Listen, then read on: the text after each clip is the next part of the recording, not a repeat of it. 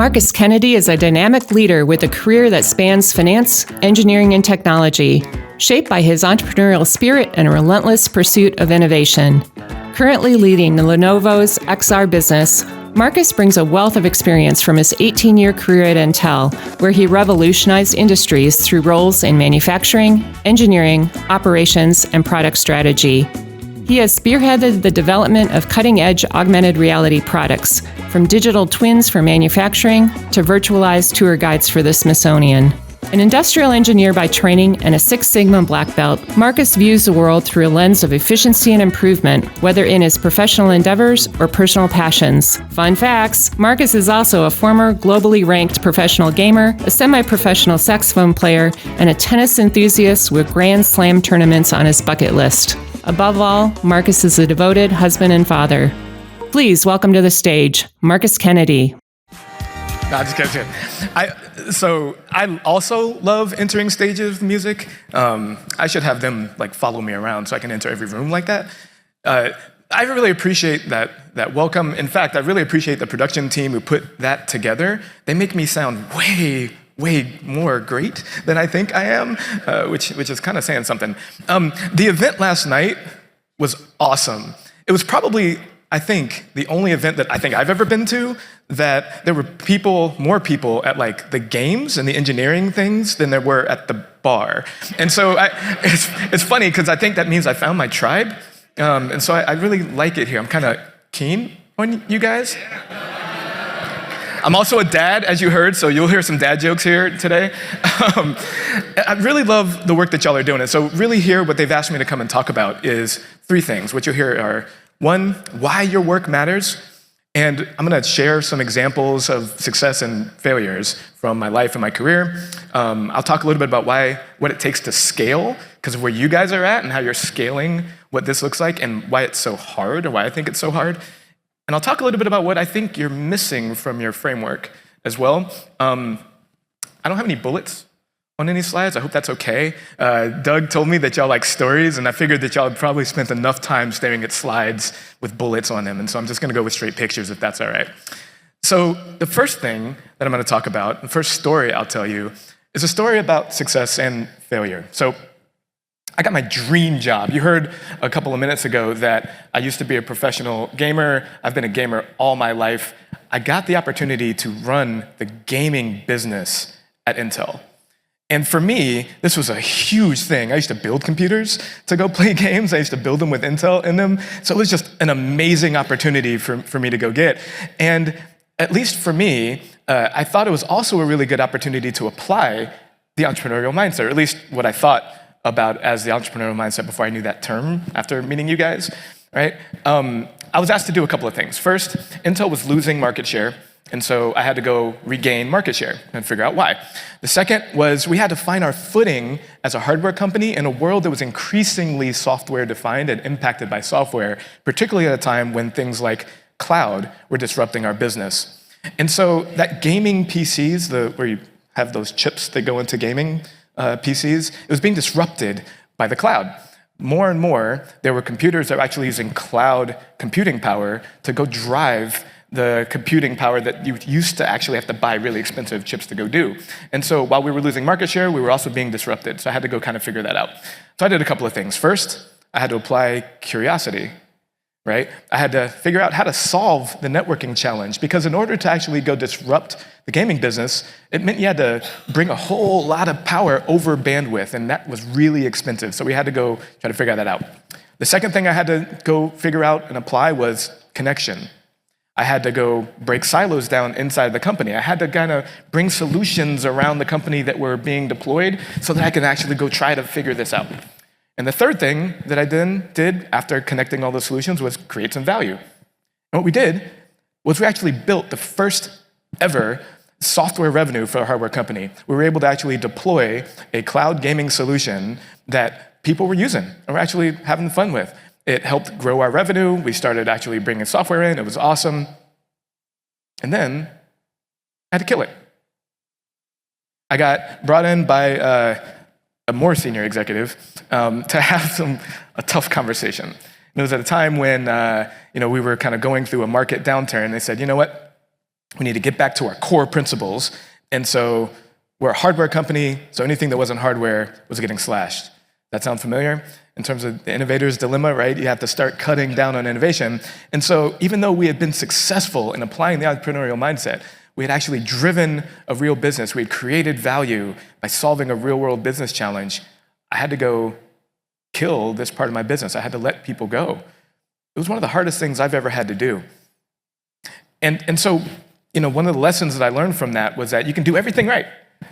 You can actually do all the stuff that you all are talking about in these rooms over the last few days, right? And you can still fail. Sometimes for reasons outside your control. And so it's really about the lessons you learn. Somebody told me once that a failure is not a failure as long as you learn. And so we learned in that moment that we just made a really bad executive decision. In fact, the person who I had to let go left the company, bought the IP from Intel, and is now running a multi-million-dollar version of what we actually shut down, applying that entrepreneurial mindset outside. So let me tell you a little bit about myself. You saw the 1-minute video. I'll spend a little bit more time here talking about this and why they picked me to have this conversation. Honestly, I don't know the answer to that second question, but I'll tell you a little bit more about the first.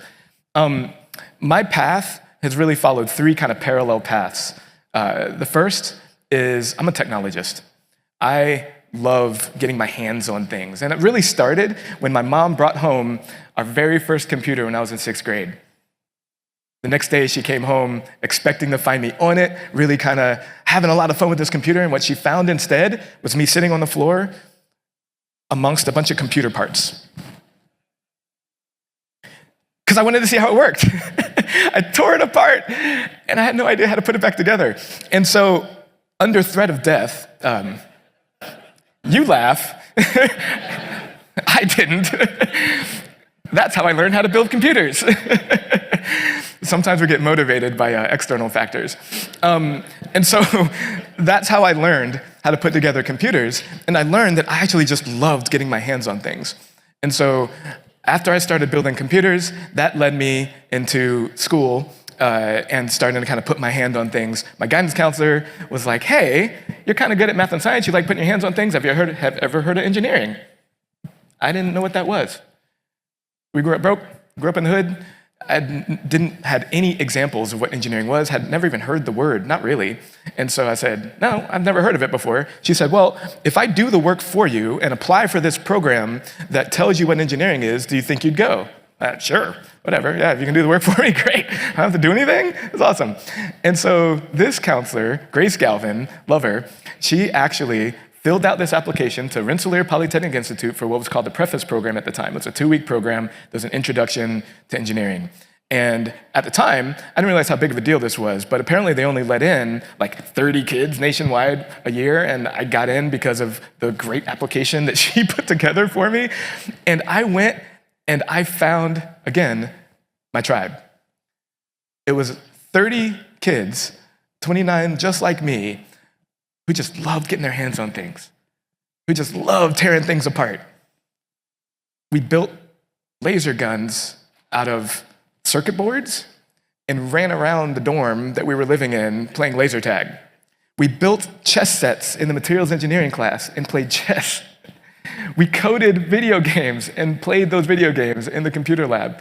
This is my jam. Like I knew it. I came home from that program and I said, this is exactly what I want to do. I want to be an engineer. And so I went to college, went to Florida State University, go Seminoles, and majored in industrial engineering. After I left Florida State, I went to the company that I had interned with all 4 years, Kraft Foods, partly because of the Inroads program, who helped me get an internship in there, partly because Kraft actually had local locations. There was a Maxwell House facility in Jacksonville, Florida, where I'm from. There was a couple of other places in the Southeast, so I didn't have to travel very far. And I told you, I grew up broke. And so getting that internship actually showed me that I could earn some money. And so I graduated and went directly to work so that I could try to earn some money, help my family out, and actually kind of go drive. I was a project engineer for a while, went through Kraft, moved up to Illinois, Champaign-Urbana. Shout out to University of Illinois in here. And while I was there, I got a phone call from Intel. And they said, hey, we heard you want a job with us. And I said, no, thanks, I already got a job, and I hung up. And they called back, thankfully, and they said, actually, your resume was put in by a guy named William Johnson, who was one of my old college buddies. And I said, yeah, I know Will. He put my resume in. Yeah, he works here. We'd just like to bring you up for an interview. Okay, great. You can pay me a per diem? I said, yes, we'll pay you a per diem to come. Great, I'll go. So I flew up there for the interview. The very first question in the interview was, so why do you want a job here at Intel? And I said, I don't. I told you guys that on the phone. Like, is this the kind of company that we're talking about? Now, I had known who Intel was. Remember, I had been building computers for a while, and I'd actually built with Intel chips. So the second question they asked me was, then why are you here? And I said, well, you're paying me a per diem. That's what you said you'd do. The rest of the interview went actually a little better than that. I got the job, and I went into manufacturing. I had my Lean Six Sigma black belt, and so the whole job was about continuous improvement, going and driving efficiency in manufacturing. And I realized after a few years of doing that, hey, I actually think that the concepts of applying, creating value on the L side of a P&L might work on the P side of a P&L. And so I wanted to get my MBA. The manufacturing people wouldn't help me pay for it because they said when people get their MBAs, they leave. And so I said, yes, that's probably true. And so I went over to the finance side of Intel, got my MBA, and then directly went over to the business side, where I spent a good part of my career doing things like industrial engineering, again, in the Internet of Things, with my P side of the P&L and helping growing a business there, worked in data center, building out cloud data center things like I was talking about earlier. And then that's how I got to the gaming job when a friend of mine called me up and said, hey, you've done product strategy, marketing, finance, manufacturing, and you used to be a professional gamer. I have this opportunity here for you. Do you want to apply to maybe, run this gaming business for a little bit while this guy's on sabbatical? And I said, basically what I told Intel when they called me up, I said, no, thanks. I like the job that I'm doing right now. I'm learning. This is awesome. I hung up the phone. He called me back and he said, hey, I don't like our interview pool here. We think you'd be really good to actually cover for this job. And I said, no, thank you. I like the job I'm doing. I don't want to cover for a job because I just got here for the job. I hung up. He called me back a third time. And this time, I actually had a good conversation with a woman who I met while I was in Champaign-Urbana, who at this point in my life became my wife because she followed me. She's actually right here in the front row. And at this point in the conversation, by the way, I am not going to tell you to sing happy birthday to her because tomorrow's her birthday. I'm not going to do that because she told me not to do it. But this is the moment. This is the moment. Nope. We're not going to do it. We're not going to do it. We're not going to do it. Because I told her I wouldn't do it. I told her I wouldn't do it. You guys are going to get me in trouble. So I had a good conversation with her. I love that anxiety, though, that she just got just now. That was worth it for me. Thank you for that. Thank you. So I had a good conversation with her, and she said to me, would you take the job if it wasn't just the coverage? I said, of course I would. It's a gaming job. Of course I want to do that. And she said, well, then why don't you just take the coverage? That's a really smart thing for you to say. And so I threw my name in the hat. I got the coverage, got my dream job. It was amazing. And now I left Intel after a little while to actually come do another dream job, which you see on here on the right side of the page, which is not up there anymore. But there's a picture of me with glasses. There it is. The XR, I run the XR team at Lenovo. So that's been my career journey, kind of filled up with connections, with network of people calling as I built on these skills that I kind of grew. The second parallel path that my career has taken is about hobbies that I somehow turned into paying gigs. From building computers into being a professional gamer. From teaching, which I love to do, into being asked to come in and actually talk about my skill sets to students. My good friend right here in the front row, Brent Siebold at ASU, I became a professional TA for the entrepreneurship and value creation class there because I love entrepreneurship and talking about all this kind of stuff. And so he brought me in to actually have some of those conversations. That's how I got connected here with Keen. I also, unbeknownst to him, took that class and now teach it at the University of the West Indies. I didn't take his materials though, no IP issues there. And so I've got this habit of kind of taking all of these things and turning them into professional gigs after doing them for a while. The third thing, parallel path, that my life has taken is about my family. And this is really about my why. So my dad told me very early on that academics is a way out. You can write your own ticket if you do really, really well. So I learned pretty early on that family, hey, if you listen to them, they actually can tell you something, right?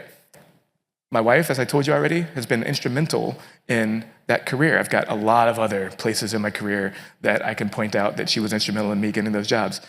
My kids, can you show the picture back up there again? Got all these kids up there too. I've got the little one there, the top left picture is one of my favorite pictures. Got the little one there, the older one in the middle, my older son in the very middle picture where we're playing video games together. They're my why. They're why I persist through challenges. Adaptability and resilience is a key part of the entrepreneurial mindset, but it requires passion and purpose. And that's mine. So let me tell you a little bit then about kind of why I'm here and what I learned about y'all. So Keen, right, the current entrepreneurial engineering, and the N, by the way, when I told my wife and I started talking about that acronym, the N she used was nerd. Which, fair, right? Again, my tribe. The 20 years ago, the 2005 kind of idea here, where you seeded undergraduates with this entrepreneurial mindset, it's so important. The 3 C's of curiosity, connection, and creating value. I've already talked to you a little bit about how that's applied in my life and in my career. But the adaptability and resilience, teaching those really matter in the classroom and in the boardroom. Your own growth, where you've grown over these last 20 years from 1 to, 60-something schools now, right? It's crazy. That kind of growth, particularly in the last 10 years, that just doesn't happen in the real world, right? And now that 1 in 8 schools are now part of your movement, now you're trying to figure out how to take here from it and accelerate from that seed of an idea, right, all the way to grow through scale, which is a really interesting point in your life cycle because scaling is hard, like all things entrepreneurial. And why? So I actually believe that it's back to Newton. Here I'm going to get some classroom participation for a second. Law number 1, Newton's first law is what? Yeah, come on. Object at rest stays at rest. Yep, that's right, inertia, right? Unless force acts upon it. Yep. Number 2, F equals ma. Yep, force, mass acceleration. Yep. 3, equal and opposite reaction. Thank you, nerds. I knew you wouldn't fail me. I love it. I actually believe that these 3 laws explain way more than just, things on a slide or things on an incline on a page in a classroom. I believe that these 3 things actually describe everything in life. Because that second law in particular is about unbalanced forces. When those unbalanced forces and your acceleration is directly proportionate to the force and inversely proportionate to your mass, or the faster you grow, the slower you go. Porter's 5 forces talks about this too. Right? In business, they're very unbalanced too. And when I talk, by the way, I do the opposite. When I talk about Porter's Newton in business classes, they look at me with really blank stares. You guys, I think, actually get it. So the market reacts, right? The market reacts, equal and opposite reaction to everything that you do. But it also happens with yourself. As you grow, as you do things, you also have forces that operate internally as well. But you got to remember, one last thing that Newton talked about was momentum, right? Momentum is mass times velocity. But you don't have velocity without direction. And to me, direction is your why. So you have to remember your why in order to drive momentum, in order to overcome those forces. 2 quick stories. I was on the board of a company. It grew from $1 million to $20 million in 6 months by 100 timesing their users. Talk to them about caution. Like, guys, you grew really, really fast. Slow down, right? Let's figure out how we keep and stay nimble while we continue to grow. The rest of the board was like, nah, we need to go take on more debt so we can grow even faster. It's like, guys, we don't want to do that, right? So nope, we're going to do it. So they took on more debt. What do you think happened? Right? They went bankrupt over the next 18 months. They grew too fast and crumbled under external pressures. Their acceleration was halved as they doubled their mass. Second quick story. I was a judge for the Red Bull Basement, which is a really cool innovation program, Shark Tank meets Science Fair. Think about it that way. And again, shout out to ASU. The judge competition that I did in Istanbul, the ASU team won the global competition. Shouts. There were lots of high schoolers pitching these really cool ideas. One of them was this great, innovative young woman from Argentina. She had this idea that, hey, there's a lot of plastics in the ocean. How can I fix that? Oh, we've got this really interesting algae. What if I put them together? The algae eats the plastic. No more plastic. The outcome was oxygen. Eating plastic, creating oxygen, cleaning up the earth. It's an amazing idea. She would have won, I think, if she had pitched. Got to the global competition, crumbled under internal pressure, chose not to get up. Equal and opposite reaction. She grew too fast. She didn't remember her purpose. She didn't know why she was there and allowed those internal pressures to allow her to stop. And so I share those examples of both success. She was successful to have gotten that far. That company was successful to have gotten that big, but to failure really quickly. So how do you all not fail as you continue to grow, right? I think it's the same way that you preach. I think it's about the entrepreneurial mindset. I think it's about your 3 C's: curiosity, connections, creating value. But I think that framework is a great one, and it's one I hire for, by the way. Outside, right? The curiosity, intellectual curiosity, is one of my key things that I go and hire for and I look for. But there's a risk if all you do is focus on the framework of a mindset. There's a risk of creating an echo chamber. When you're in these rooms doing your workshops at a conference like this, it's really easy to get really caught up on the cool ideas in the room, right? Where you pat each other on the back for your great ideas. You have really cool ideas in the room. And then you leave here, and then nothing happens. So I think you're missing a C. I think your last C is a call to action, where you actually leave and do something. And part of that, I think, is about you making sure that your students also act. Because as you bring this mindset to them, you have to make sure that they apply that mindset. It can't be just a classroom exercise. They have to actually strive to make something happen, to change something around the world. Encourage those people around you. 2 last things. First, we talked about a couple of things. I like checklists, right? Talked about a couple of things. We talked about why this matters, why what you're doing matters, the entrepreneurial mindset. We talked about the 3 C's. We talked that it's not just PowerPoint. It applies in both the classroom and the boardroom. And that we added a C, right, to your framework, even though you say 3 C's, but there's actually 6. We're over engineering, right? You have the 3 C's there, but then in your applying framework, you added another 3 C's, right? Collaboration and communication and character. Don't think I saw that. I see you, engineers. I see you. But don't just leave it in the echo chamber. I'm going to leave you with one last story here about why I think what you do matters. So my kindergarten teacher, Miss Jackins, recognized that, where I came from, didn't have a whole lot. And she also recognized something in me. I don't know what it was. But she said, hey, I want you to come up with a way to earn yourself some money. I got lots of stuff that needs to be done around here. Figure something out. She knew I loved hot fries. So she said, I will give you a quarter for everything you do so that you can buy some hot fries. Sold. And so I looked around her house, look around the room, and I said, I can vacuum your room. What if I vacuum your room every day, and I can get a quarter, and I can buy hot fries? She was like, okay, let's do it. That simple act of recognizing somebody, seeing potential, and actually having that call to action, driving that person to do a thing, led to the person that you see up here today. That is the reason why I look to create value and try to capture value everywhere I go. That was the beginning. That led to me making pixie stick bundles and selling them to my friends. That led to me building businesses. I've bought and sold multiple businesses. That led to me taking those skills and bringing them to make them entrepreneurial and intrapreneurial inside corporate America. It's led to everything that I've done.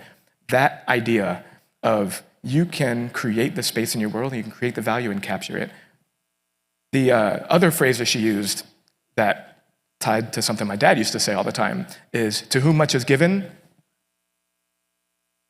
much is expected, much is required. Yep, I've heard two different ones. Y'all are both right. Much is expected was the way that my dad and Miss Jackins both talked about it. Which lead me to one last C I'd add, a fifth C maybe, or eighth, depending on how you count, which is cause, purpose, mission. Always know why you do what you do. Because in those moments when the outside forces actually push against you, when that equal and opposite reaction pushes against, or when your mass gets so big that your acceleration goes down, you have to have a reason to keep doing what you do. For me, it's my family. What is it for y'all? You do have impact. You just may never know it. For me, Miss Jackins helped drive it. She passed away before I was able to tell her. And so 35 years from now, maybe one of your students will be up on stage somewhere telling someone else about the impact you had on them. That's it. Thank you.